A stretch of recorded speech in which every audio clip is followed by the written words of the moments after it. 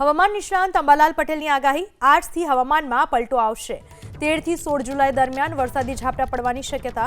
19 થી 21 જુલાઈ દરમિયાન દક્ષિણ ગુજરાતના ભાગોમાં વરસાદની શક્યતા। 13 અને 14મી જુલાઈએ બંગાળ ઉપસાગરમાં સિસ્ટમ બનશે। 17 થી 19 જુલાઈ દરમિયાન બંગાળ ઉપસાગરમાં વધુ એક સિસ્ટમ બનશે। ઉત્તર ગુજરાતના ભાગોમાં વરસાદની શક્યતા। મહેસાણા, બનાસકાંઠા, સાબરકાંઠામાં વરસાદની શક્યતા। પંચમહાલ, મહીસાગર, વડોદરા, ગાંધીનગર અને અમદાવાદમાં પણ વરસાદની શક્યતા। 22 જુલાઈ બાદ દક્ષિણ ગુજરાતમાં ભારેથી અતિભારે વરસાદની શક્યતા। 26 થી 30 જુલાઈ દરમિયાન ગુજરાતના ઘણા ભાગોમાં વરસાદની શક્યતા। 16મી જુલાઈએ રથયાત્રાના દિવસે હળવા વરસાદની શક્યતા। વરસાદનો માર્ગ વીજળી બતાવે છે। વીજળી વિનાના મેઘો વરસતા નથી, એટલે તારીખ 13, 14, 15માં વીજળી થશે તો પછી રથયાત્રામાં પણ વરસાદ થવાની શક્યતા રહેશે। એટલે હવે કેટલાક ભાગમાં ખેડૂત ભાઈઓએ હમણાં પવનની ગતિના કારણે જે હવામાં ભેજ ઉડી જાય છે અને ખેડૂત ભાઈને પિયત આપવું પડે છે, તો કોઈ ભાગમાં આ હમણાં ઝાપટા પડે તે ભાગમાં સારું રહેવાની શક્યતા રહેશે। તારીખ 17-18 બાદ બંગાળ ઉપસાગરમાં બીજી એક સિસ્ટમ સક્રિય થવાની શક્યતા રહેશે।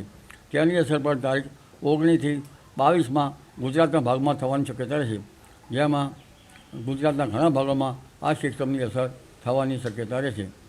ઉત્તર ગુજરાતના ભાગો, દક્ષિણ ગુજરાતના ભાગો તેમજ સૌરાષ્ટ્રના ભાગોમાં અને લગભગ મધ્ય ગુજરાતના ભાગોમાં પણ આ સિસ્ટમની અસર થવાની શક્યતા રહેશે।